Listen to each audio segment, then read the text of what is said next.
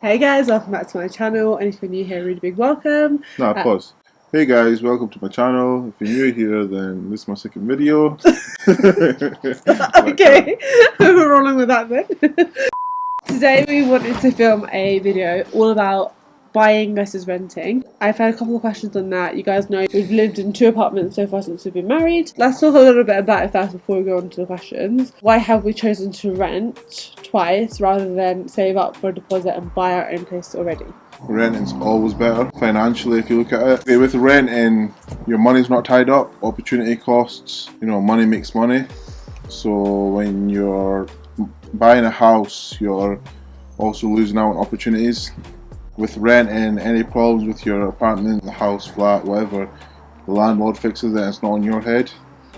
And you can move about. You have the flexibility of You're not tied down to one building. Yeah, moving location, moving city, moving country, moving house, moving in the same block, different apartment, maybe a higher one, like penthouse or whatever. Like you've got options basically, and you're not tied down. But your first point now was that renting is always better. That's not the case for everyone, is it? No, it is. No, it's not. We've had this discussion before. No, renting's better. No. Do you know what I think? I think that if you are someone who's money minded and like business orientated, then renting can be better because you know, or you'll figure out better uses for that deposit money. Yeah, as long as you've got discipline with your money and you're able to, invest into opportunities. And if you know how to. Yeah. Because not everyone does. No one's really got an excuse because, like I said, the internet, YouTube, there's hundreds of thousands of videos out there that you can educate yourself with. I agree, but it's one thing watching a video and there's another thing actually doing it, and I think most people don't have the confidence necessarily to start investing. If you are someone... Depends on the person. If you're able to utilize your money... It depends on the person. If you're able to utilize your money in a better way and make more than your rent, then essentially you live on rent free. You're not actually paying for the rent. The opportunity, the investment's paying for your rent, and you still and your money's not tied up. So that's why, at the moment for us, that's what we're planning to do. So many videos out there, renting versus buying, and they will sit down and do the full working out with you, and you'll be able to see from that. Obviously, because when you buy a property, you get appreciation with the property, 100%. But does your opportunity outweigh the appreciation of the property? That's what you need to work out. So obviously every project has its own feasibility.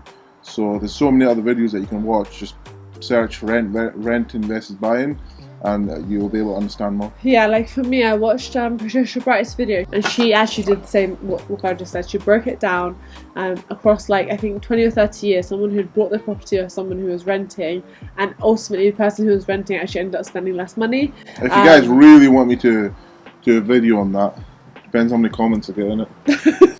Alright, Waqaar might be doing a video, that's great. Okay, so the first question is, what were the best websites to find good flats when we're searching for our properties?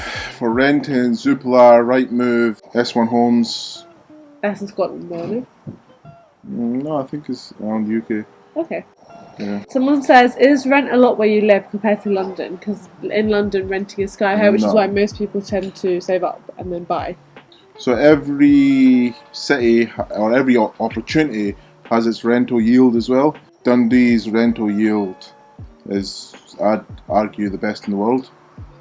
So, but you're talking to people who might not necessarily know what rental yield means. I don't know what that means. So it means basically how much you're buying the property for and how much you're renting it for. So in Dundee, I can probably buy a 2-bedroom flat for 40 to 50,000, and I can rent it out from £450 to £500. Now, in London, 40 to 50,000, you won't even get a garage, and you won't be able to rent it out as much. Crazy. So you're. Yeah. Would you want to buy a house one day though? I'm not sure. It depends how good the deal is. Probably build instead of buy. But if it's an amazing deal, then buy, sell, then build.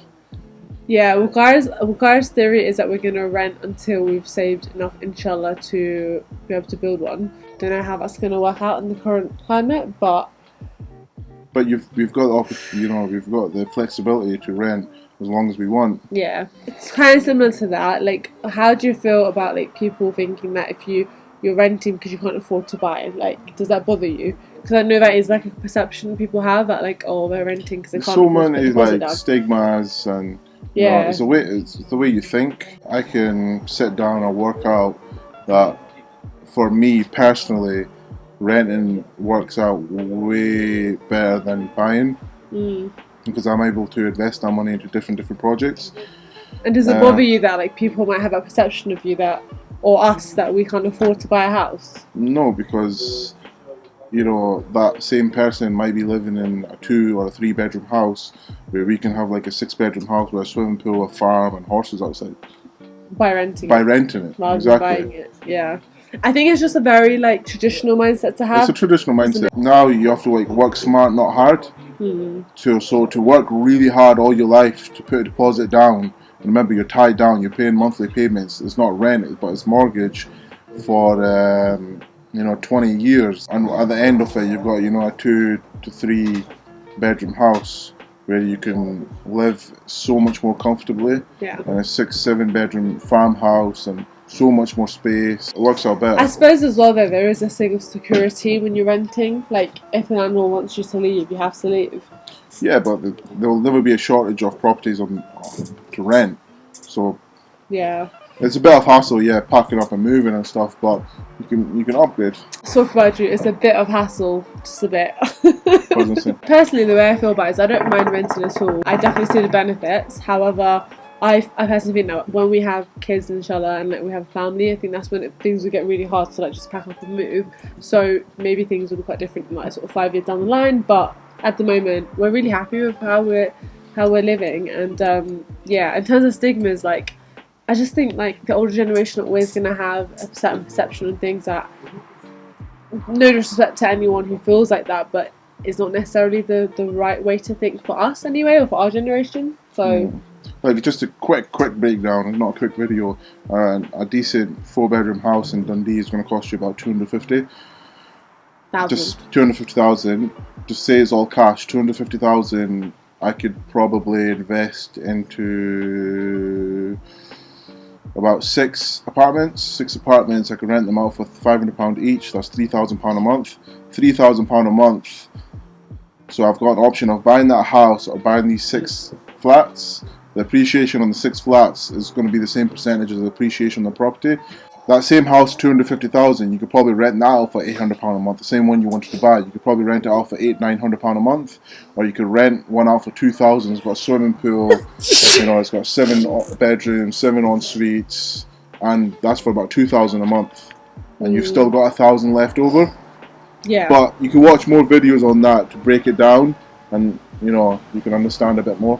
Yeah. Just because every single person around you is doing one thing, or like everyone in your family has done the same, following the same path, doesn't mean you don't need to. You just need to educate yourself. Yeah. And see what works out best for you. Yeah, and don't be afraid to like do something different, because risks. Like, life is so short. Yeah, Take well, it's risks. not really a risk though to rent. Really, don't think that just because everyone else is doing one thing, we should also live our life like that. There are different options available, and I think 100%. That's what you need to like, go against the grain. Okay, so someone says, I really want to rent, but I'm scared that it's going to affect us in saving for our own home. What are your thoughts? If you are certain on that money that you're saving, you want to buy your own house. If you can, stay with your family as long as you can. Yeah, absolutely. If that's an option. If it's not, I've always believed in the quote Muhammad Ali said, I suffered in training to live the rest of my life like a champion. So you might need to even get a studio, rent, like go for the like bare minimum. Live below your means. Live below your means for 2 to 3 or even 4 years, where you're able to save that money for your deposit then.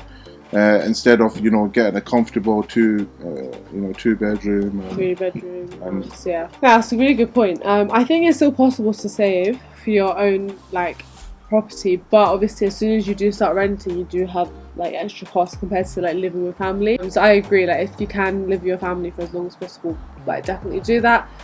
But it depends as well, like Waqaar said, on where you live. Some places rent's really affordable. Some places it's not. Like for example, when we were living down south, our rent was practically double the amount that it is now. So now we're actually able to, alhamdulillah, live in our own place, in our own space, but also be saving money as well. Like when we were living in Milton Keynes, there was very little money being saved because it was all going out on expenses and bills and stuff. So you just look at your own situation. Someone says, would a mortgage not be the best alternative rather than renting? No, because you need to put down a deposit, which is not a small amount.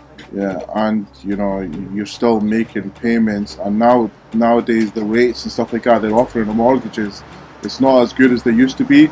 The golden era was from 1990 even to 2005. You know, your mortgage payments are still going to be high. People think, you know, you're paying rent, your money's going down the drain. It's not if you're able to spend the money that you didn't spend on the deposit, right? Yeah. Smart enough. Yeah, that's the key thing we would say, is that like if you've got the mindset to be able to invest in projects, then spend that money that you would on deposit on an investment. Otherwise, maybe it is best to just save it for a deposit. Yeah, but don't think, oh, because I've not got the mindset, I can't do that. Educate yourself. There's, you know, no one was born with all the knowledge. You know what's making me laugh? Like, I'm the teacher. Waqaar's done like both these videos like 8 times. Educate yourself. No, it's so easy now.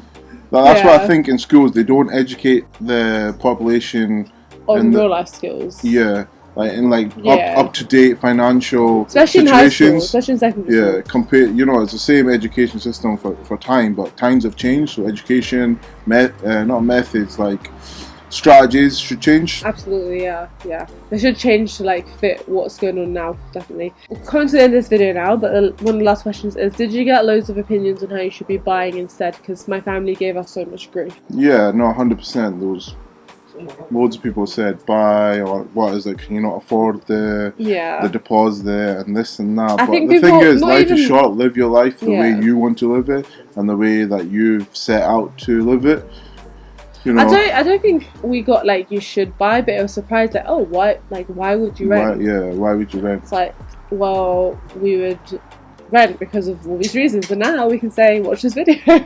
Yeah, exactly. And that, like, we've explained why. But like, to be honest, we don't really live our lives like for other people as well. Yeah, I don't want to say that in like a rude way, but life's short. Live it the best way you think. Like, be comfortable and be sensible as well. We lived with Waqaar's family for alhamdulillah a whole year, and that was like the best thing for us in terms of me getting to know everyone, but also financially it was the best thing for us at the time as well. And like, it was so nice to be able to bond with family like that. But now we have our own space and we're still really close to the family as well, like physically and in all the other ways, so we can always go and see them and stuff. But yeah, I think you have to be comfortable and live your life like for what's best for you, because people are always going to talk, but people never stop talking. Like, yeah, you just have to do what's best for you at the end of the day. One question that someone asked is not really necessarily to do with, well, I guess it is, but someone says like, what is the best way in your opinion to budget your money? Have separate bank accounts for separate things. Allocate money for everything. Make an Excel spreadsheet of how much do you budget. This is, remember, to save. If you want to invest in a project or a house, you know, you're going to have to struggle a bit to be able to achieve your goal. Budget, write everying down. Everything you're spending. Yeah. All your outgoings. And also budget how much you plan to spend. Yeah. So, you know, if you've got £100 a week on, you know, chilling or going out, restaurants. You know, if in the first 3 days of the week, you know, you've spent over £100, that means Thursday, Friday, Saturday, Sunday you can't go out, and you have to be disciplined enough to stick to that and hold yourself accountable. But you have to like keep this quote in your mind. You know, suffer in training to live the rest of your life like a champion. So the first 3 days you spent all your money, you have to suffer Thursday, Friday, Saturday, Sunday to stick to your budget. Yeah. So by the end of your target, after a year, 2 years, 3 years, you know, you've met your goal and you're comfortable. That's very true, but I think the main point there was that to have a target in the first place. Make an Excel sheet of what you plan to spend, and every month write down what you actually spent. Yeah. So you can actually improve as well. Because like for me, when I first started working, I was like, let me save, but I had no target. So then I'll kind of just dip into my savings and be like, oh well, just spend that. And the other thing, there's no point just saving for the sake of saving. You should always have a goal that I'm saving for this. I'm saving for this, because then, you know, then you've got something valued.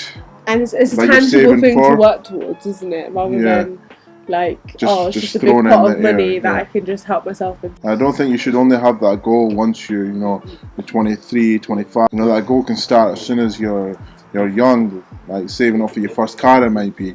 But at least you're saving, you're budgeting, you know. Yeah. Would you say it's hard to live like within a budget or not? No, it's not hard, but it is challenging. My question is, like, you just got married and you've got a small budget. How do you still have like a good time as like newlyweds with a smaller budget? Because actually, when we got married, like, alhamdulillah, obviously coronavirus has done zero traveling this year, but in that first year we travelled a lot, but we weren't necessarily like in the best financial position. Once we were fine, we were comfortable. Again, work smart, you know. Don't go to a travel agency and be like, I want to go somewhere with my wife. Straight away they want to think, yeah, I'll make, you know, so much money off these guys. You know, book everything yourself, do research. Like I said, the internet's there, so do research. Cool. I hope you guys found this video helpful and enjoyable, and if you have any questions about buying, renting, or anything we talked about in this video, leave it down below. Waqaar might be back to another video. I think he's done really well. I think you guys should give him a massive thumbs up, because this is like his first ever time on YouTube and he's smashed it, mashallah. And yeah, thanks so much for watching. Do you want to say anything before you go off to your nice holiday in Dubai and Pakistan? Thanks for watching. Just comment if I said anything that was a bit confusing in that. Just comment down below. I can tell Iqra what to reply. Thanks for being on my channel. No problem. Take care. Bye bye.